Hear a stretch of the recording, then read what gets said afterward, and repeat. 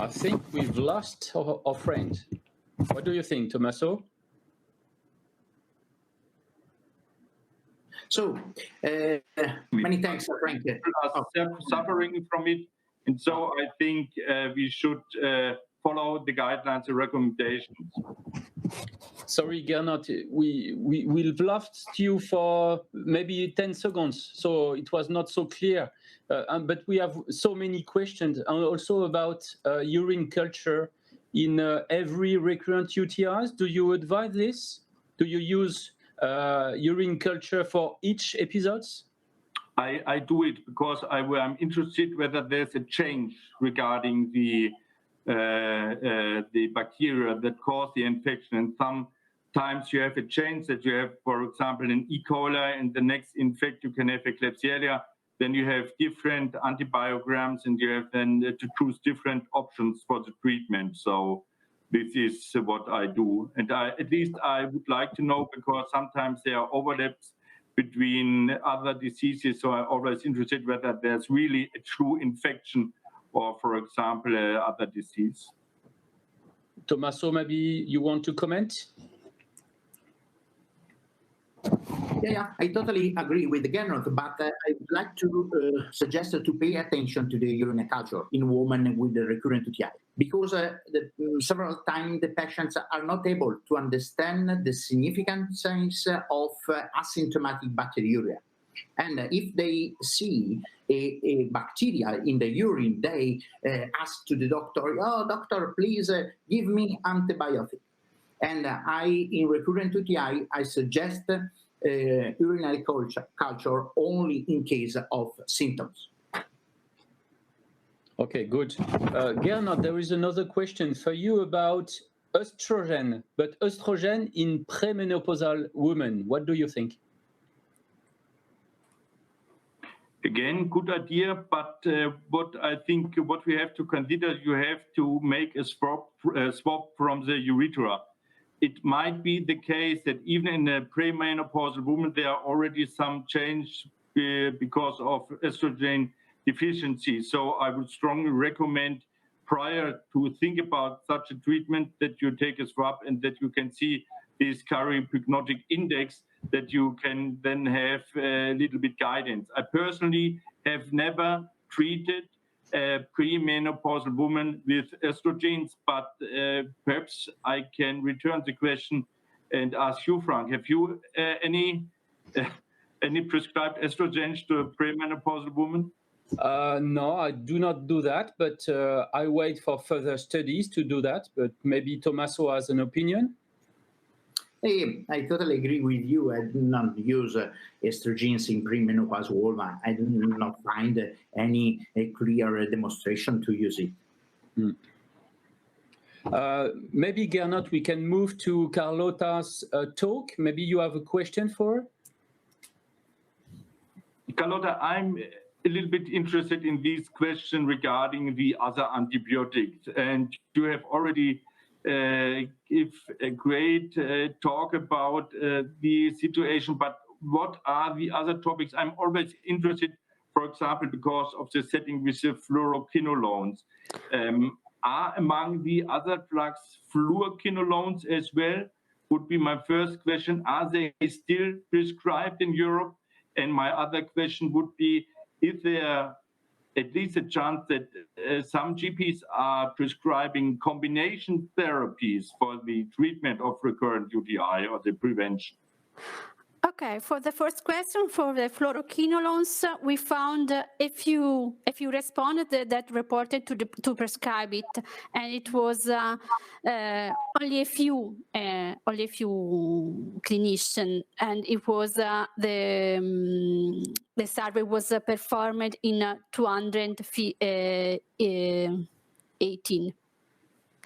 And the combination for the combination of antibiotics was very complicated to understand, because there was a lot of type in combination for antibiotics in the answers, and it was quite difficult. And as stated before, amoxicillin, fosfomycin, nitrofurantoin was the most frequent alone or in combination. And this is from the survey. I don't know in the clinical practice, is it correct according to the guideline? I ask to you. Is in line with the guideline? To choose fluoroquinolones or combinations, I must say no. So mainly we choose for the prevention the same antibiotics which were recommended for the treatment of an acute episode. But what we have to consider that these are only a few drugs, and in some drugs in the future, because of the resistance problem, the indication to be given as a prophylactic antibiotic might be changed as well. So, but at the moment, it's still possible to prescribe nitrofurantoin, fosfomycin, and other drugs, for example, like the pivmetylenamine in Scandinavian countries. So, Gernot, in Italy, we have two specific scenarios. The first, among the general practitioner, the most common antibiotic used for the treatment of a recurrent or acute UTI is fluoroquinolone, even if not indicated, but they generally use. Another scenario is the gynecologists or among urologists, and they use first of all, fosfomycin, nitrofurantoin, of course, in line with our guideline, but they use fluoroquinolone in combination with other antibiotics such as cephalosporin or glycosaminoglycan in the relapse and second line. We have two different scenarios in Italy. Okay, and is it in accordance with your national guidelines, or do you use the European guidelines for that? No. We use, in Italy, we use the European guideline. Okay. We have performed an adaptation of the European guideline. Okay. Tommaso, there is a very good question in the chat about the gag layer. Is it possible routinely to see if this gag layer is broken? Oh, I think that the glycosaminoglycan layer is our most important barrier against the recurrent UTI and against UTI. In my clinical practice, I generally use one installation of hyaluronic per week in the first month, and then two installation for the second month, and then one installation each week until the patient is not good. I think that the most important aspect to sharing among the urologists and among gynecologists and all physicians that managing urinary tract infection and recurrent UTI is to share the information about the avoid of antibiotic, of course, but then about the importance of the layer, glycosaminoglycan layer defense against antibiotic. Okay, thank you for your answer, because we have many questions about the schedule you advise about the gag or hyaluronic use. So can you repeat it? Is one per week for a month, and after that? So the first month, one installation per week, 4 installation in 1 month. Then after this schedule, I use 2 installation per month, 1 installation each 2 weeks, and then I suggest to use 1 installation per month until the patient is not good. I think that and I find a good adherence to the patient to this schedule, because regardless the cost of the therapy, the patient are happy, decrease the number of urological visits, and decrease the use of antibiotics. I think that it is the good and the right way to follow. And do you need a urine culture before installation of hyaluronic? No. I don't request any urinary culture before the installation, because I suggest to perform urinary culture only in case of symptoms. Okay. Some attendees recommend to use gentamicin in injection into the bladder with the hyaluril. Do you use gentamicin routinely? No. No. Several years ago, we used regularly gentamicin in bladder installation, but now we did not find any sense to use aminoglucoside plus hyaluril for the treatment, for the management of recurrent UTI. Okay, thank you. Gernot, there is a question for you about diathermy trigonal resection of the bladder for recurrent UTI. Do you use surgery for your patient in case of recurrent UTI?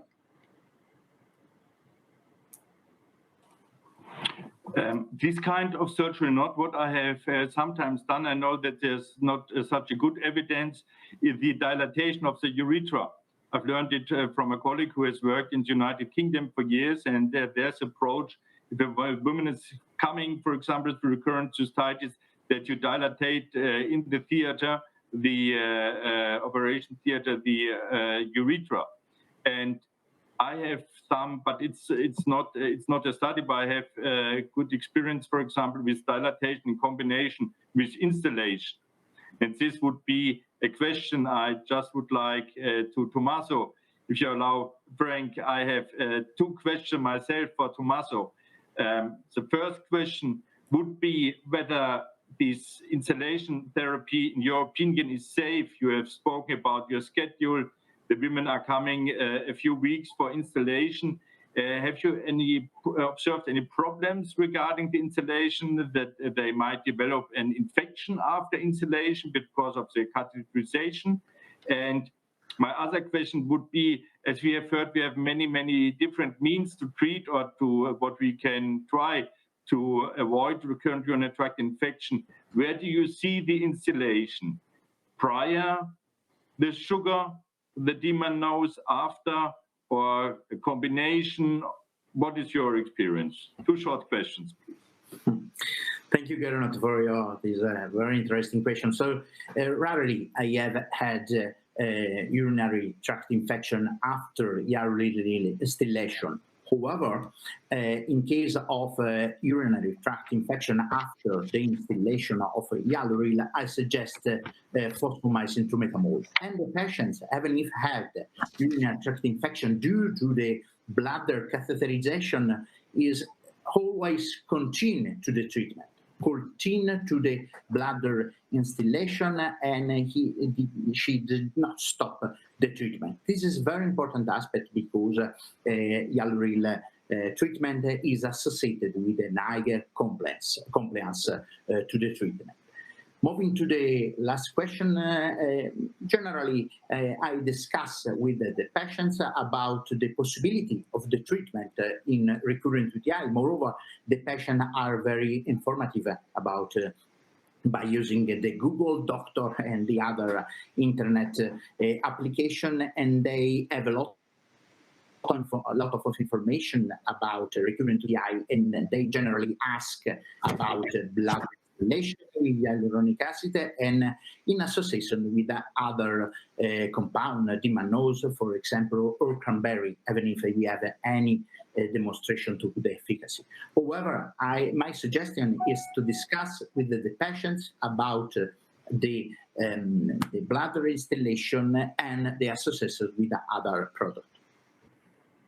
Oh, thank you, Tommaso. Thank you, Gernot. I have to conclude now. Thank you, Carlotta. So in conclusion, our speaker really demonstrated that following guidelines is a care attitude for your routine practice, and gag therapy is recommended for recurrent UTI. The survey demonstrated that user feelings clearly put the hyaluronic acid as a non-antibiotic treatment for recurrent UTI. And the gag therapy has several significant studies that confirm the guidelines, especially with hyaluril. I want to sincerely thank IPSA and our three speakers, Gernot, Carlotta, and Tommaso. I wish you all a good virtual meeting. Bye.